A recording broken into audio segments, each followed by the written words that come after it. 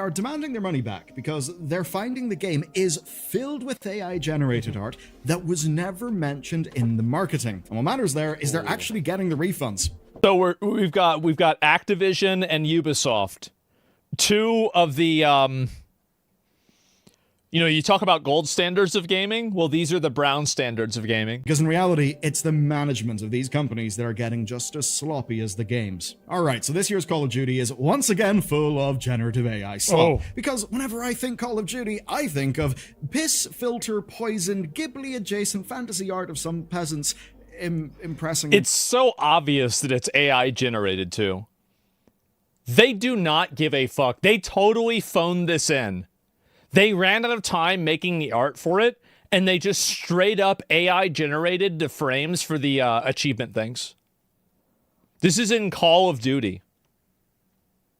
Yeah, it's not even good AI art. Cheaply produced and barely reviewed generated art. And look, this isn't some blind see AI get really angry thing. It's a huge set of games where it's not being done tastefully, and that's actually happening at scale. But this keeps on happening. And I think that means we should be quite a bit more suspicious. And I bet with many of these AAA games, there is more things that are generated with AI than you see.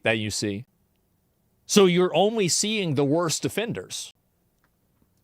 Said it keeps happening. Obviously, that's right for Call of Duty, but it's also an industry-wide thing. There's an unfinished campaign, some odd art decisions, and for today's purposes, an AI art problem. And that's why seeing it replaced with a thoughtless imitation with no experiential humanity behind it is a big nope for me. But they didn't even do that. And I think that's really what the main story of this is. It's not even the fact that they used AI. It's the fact that they used AI and they didn't even try to edit it. They didn't try to improve it. They didn't try to do anything. This building's made me think of ball pit. But what I'm saying is that a lot of these companies, they're phoning it in on like a massive level. This is what this really shows is it is shoddy development that they just don't care about. That's, I think, the big story, not even the AI. And this is the future. Like, you're not going to convince a company to hire a bunch of artists to draw something that they can generate in 3 seconds. It's just not going to happen. People will learn how to use AI that will replace people. AI will give one person the ability to do 5 people's jobs. So it will replace people, but it won't be a 100% replacement rate.